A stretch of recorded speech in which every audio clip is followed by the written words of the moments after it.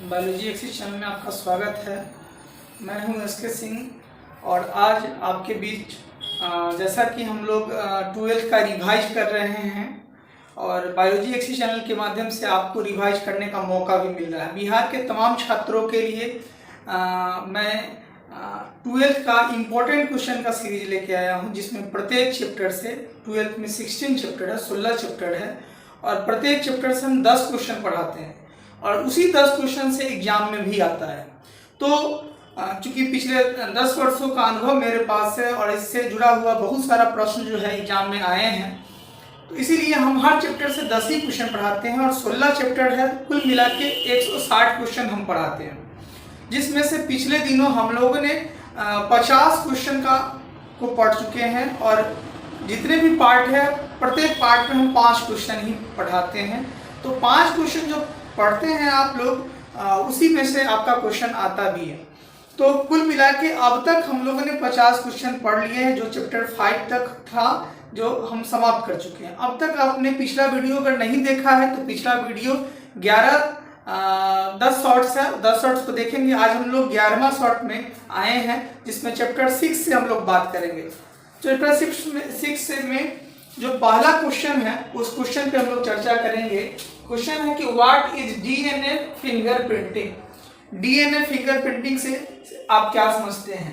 DNA जैसा कि हम जानते हैं कि डीएनए क्या होता है। हम जानते हैं कि हमारे बॉडी के अंदर सेल होता है, कोशिकाएं होती है और कोशिका के अंदर न्यूक्लियस होता है अर्थात केंद्रक होता है और केंद्रक के अंदर हमारा डीएनए होता है। हर व्यक्ति के अंदर अलग अलग क्रोमोसोम होते हैं और हर व्यक्ति के अंदर जो क्रोमोसोम होते हैं तो डीएनए भी अलग अलग हो जाता है, तो डीएनए के कोड भी अलग अलग हो जाते हैं। तो अर्थात डीएनए को समझने के लिए आप ये समझिए कि आपको न्यूक्लियस का बारीकी से अध्ययन करना पड़ेगा, केंद्रक को बारीकी से अध्ययन करना पड़ेगा। तो केंद्रक में हम लोगों के क्रोमोसोम, जैसे हम लोग ह्यूमन हैं तो हम लोग के अंदर क्रोमोसोम की संख्या 46 है और उस क्रोमोसोम के अंदर हमारा डीएनए है और डीएनए के अंदर कुछ मटेरियल है जो गुणों को ट्रांसफर करते हैं, जिसको हम लोग जीन कहते हैं। तो हम लोग बात कर रहे हैं, उसमें क्वेश्चन है कि डीएनए फिंगरप्रिंटिंग से आप क्या समझते हैं। हिंदी में इसको डीएनए उंगली छापी कहते हैं। उंगली छापी का मतलब ये नहीं हुआ कि आप उंगली का प्रिंट से डीएनए फिंगरप्रिंटिंग का अनुमान लगा लेते हैं। उंगली छापी का मतलब हो गया कि बॉडी में कई ऐसे पार्ट्स हैं, जैसे आंख का आंसू है, मुंह का सलाइवा है, शुक्राणु है, स्पर्म है, नाक का बलगम है, कफ है, तो ये बाल है, तो बॉडी के या स्किन का टच है। तो कहीं भी बॉडी के किसी भी हिस्से में अगर इसके बारे में हम अगर अनुसंधान करते हैं, खोजबीन करते हैं, फॉरेंसिक जांच करते हैं, तो उस कंडीशन में डीएनए उंगली छापी सबसे बड़ा फैक्टर निकलकर सामने आता है। ये इसलिए होता है क्योंकि दुनिया में सारे टेक्नोलॉजी जब हार जाता है तब आपको बायोलॉजी का टेक्नोलॉजी सबसे बेहतर टेक्नोलॉजी होता है। मर्डर केस में, रेप केसेज में या पैटर्नल मैटरनिटी, बच्चे किसका बच्चा है, इस सारे केसेस में डीएनए फिंगरप्रिंटिंग आपको बहुत ज्यादा मदद करता है। ठीक है, क्राइम को पहचानने के लिए डीएनए फिंगरप्रिंटिंग से बेहतर कोई मेथड नहीं है। तो हम लोग अभी बात कर रहे हैं डीएनए फिंगरप्रिंटिंग के बारे में। तो डीएनए फिंगरप्रिंटिंग होता है क्या? DNA fingerprinting of DNA profiling is the technique to use for determining. यह एक ऐसा तकनीक होता है या डीएनए जो प्रोफाइलिंग है, डीएनए का जो प्रोफाइल है या डीएनए के जो बनावट है, तो उसमें ये एक ऐसा टेक्निक होता है जिसका उपयोग डिटरमाइन करने में करते हैं, पहचानने के लिए कि ये किसका हो सकता है या किसका नहीं हो सकता है। यह न्यूक्लियोटाइड सीक्वेंस के माध्यम से जानते हैं। न्यूक्लियोटाइड सीक्वेंस एक खास तरह के कोड होते हैं और उसी सीक्वेंस के माध्यम से हम कोड के माध्यम से पहचानने का काम करते हैं।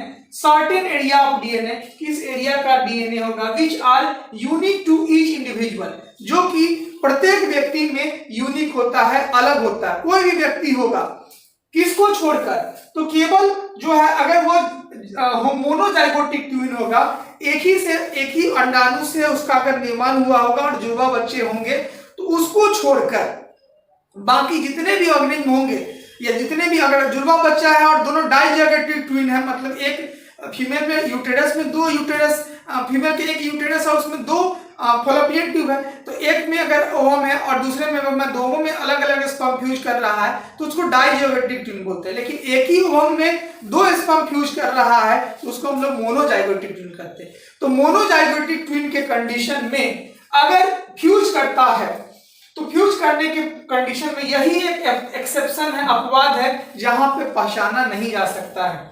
There are no known method to after DNA fingerprinting. इसके अलावा कोई ऐसा मेथड नहीं है जो ऐसा बता दे कि ये व्यक्ति फलाने, ये व्यक्ति दूसरे का डीएनए है, ये तीसरे का डीएनए है। हर व्यक्ति का डीएनए किसी दूसरे व्यक्ति के डीएनए से नहीं मिल सकता है।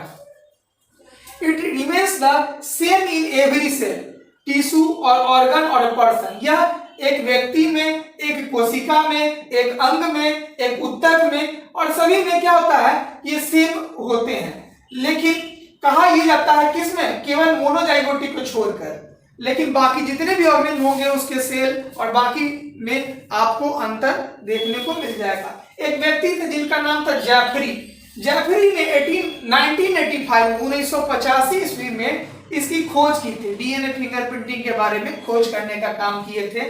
It's technique in which DNA from source is taken. जिस सोर्स से आपको पता लगाना, उस सोर्स का आपका डीएनए का कुछ हिस्सा होना चाहिए, या तो लार हो, स्किन हो, बलगम हो, आंसू हो, कान का वैक्स हो, कोई भी सब्सटेंस, स्पर्म हो, तो वहां से आप लाते हैं और उसके बाद उसको सेपरेट किया जाता है, अलग किया जाता है। इसको एक टेक्निक होता है जिसको बोलते हैं VNTR।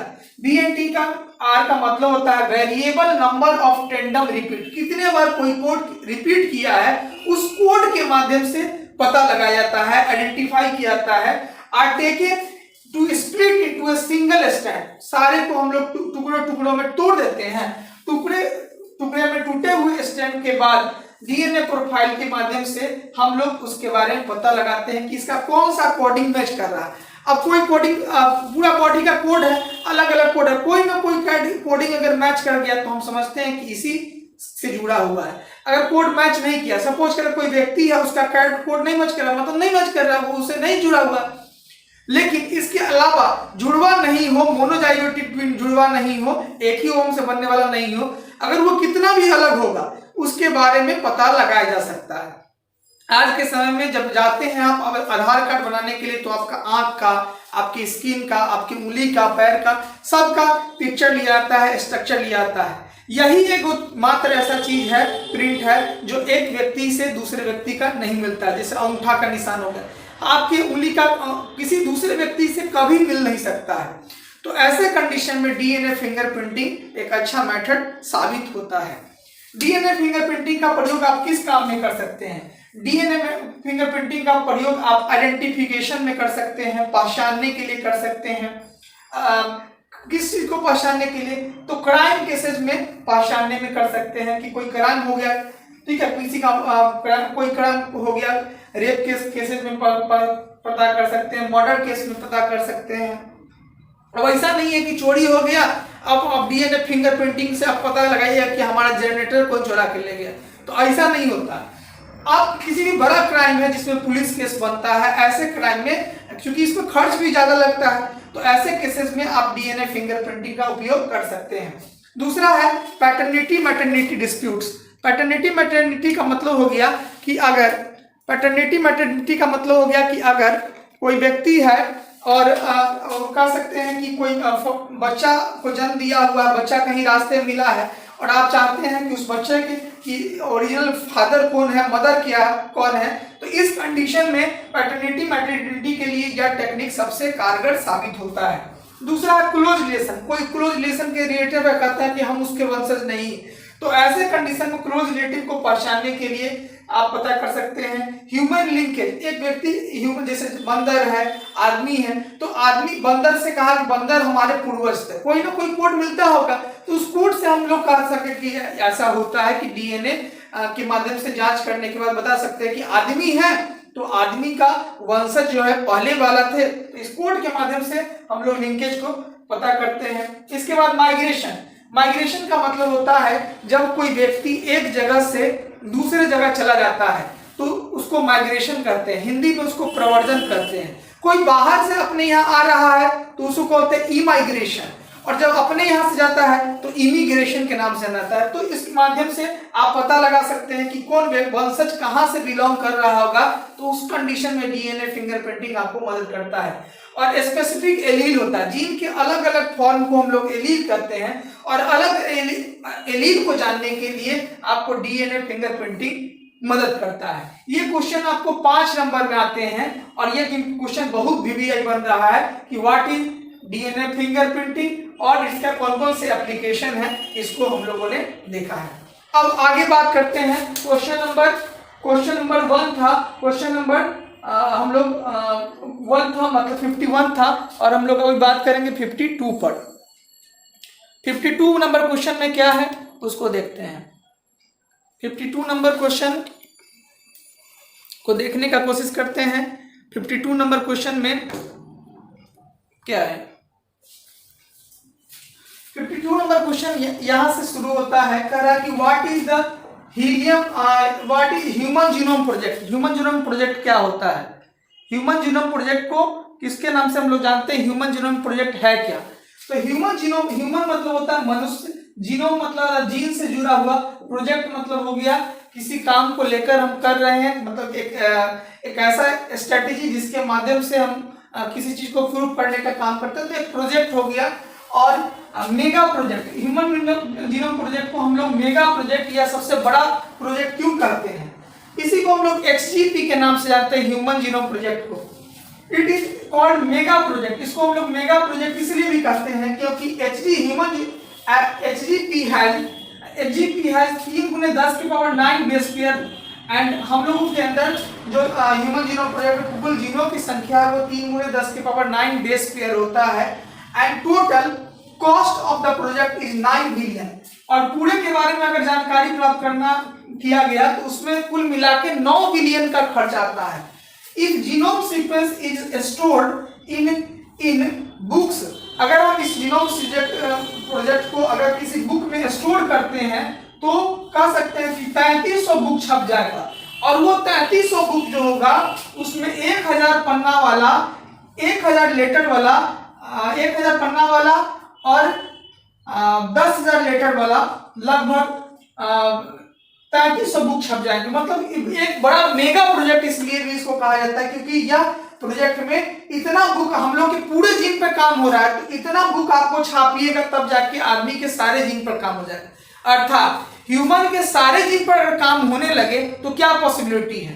ह्यूमन के अगर सारे जीन पर काम होने लगेगा तो पॉसिबिलिटी बहुत बनती है। पॉसिबिलिटी ये भी बनती है कि ह्यूमन में कोई अगर डिफेक्टिव जीन होगा तो उसको रिकॉम्बिनेंट डीएनए टेक्नोलॉजी के माध्यम से हटाया भी जा सकता है, कुछ नया जोड़ा भी जा सकता है। इसलिए यह प्रोजेक्ट बहुत मेगा प्रोजेक्ट है। हो सकता है कि इस प्रोजेक्ट के बारे में आगे बहुत जानकारी अगर हो तो ह्यूमन के किसी खड़वा जीन को हटा सकते हैं, बनियका जीन को लाया जा सकता है। तो इसलिए इस प्रोजेक्ट में बहुत ज्यादा बेनिफिट देखने को मिलता है।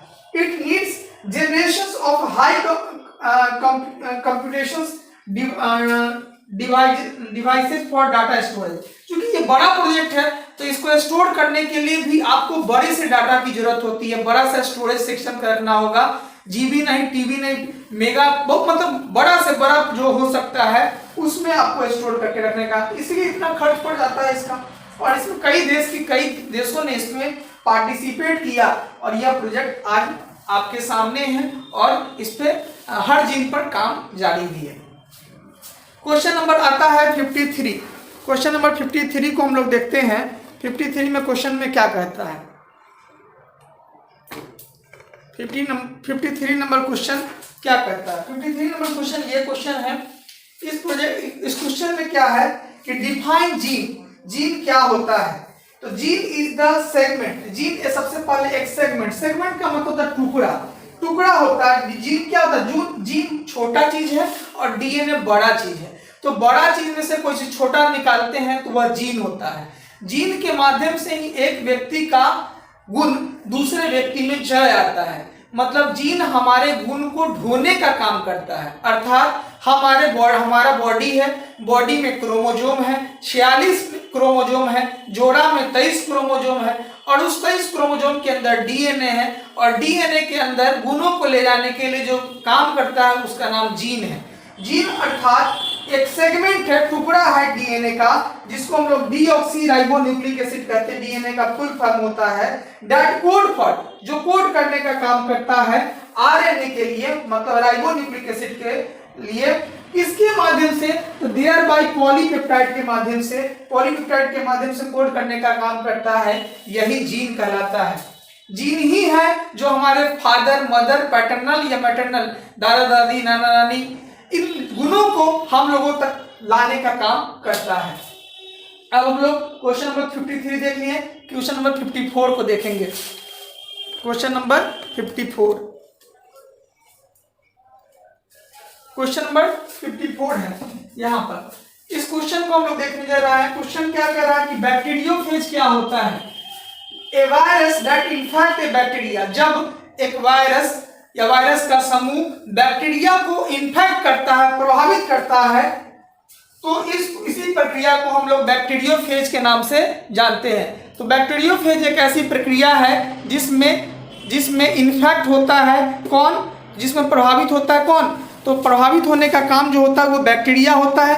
किसके माध्यम से प्रभावित होता है, तो वायरस इसको प्रभावित करता है। किसको करता है, तो बैक्टीरिया को प्रभावित करने का काम करता है। तो वायरस जब बैक्टीरिया को प्रभावित करता है, इस प्रक्रिया को हम लोग बैक्टीरियोफेज के नाम से जानते हैं। अब कर रहा है डिफाइन ट्रांसलेशन। ट्रांसलेशन क्या होता है, it is the process, translation एक प्रक्रिया होता है, process of polymerisation of amino acid. Amino acid का पॉलीमराइजेशन होता है to form a polypeptide, polypeptide के माध्यम से डिटेक्टेड बाय द, इसको डिटेक्ट करने का काम, पहचानने का काम मैसेंजर आरएनए करता है। अब ये मैसेंजर आरएनए क्या हो गया, आरएनए के 3 फॉर्म होते हैं। एक होता है टी आरएनए होता है, एक होता है आरआरएनए और एक होता है एमआरएनए। तो T RNA transfer RNA, ribosomal RNA, और एम से होता है मैसेंजर आरएनए। वैसे आरएनए जो संदेश लेकर जाने का काम करता है, वैसे आरएनए को मैसेंजर आरएनए के नाम से जानते हैं। तो यह था आपका इंपॉर्टेंट क्वेश्चन जो चैप्टर 6 से बिलोंग करता है। आपको ये वीडियो कैसा लगा जरूर बताइएगा।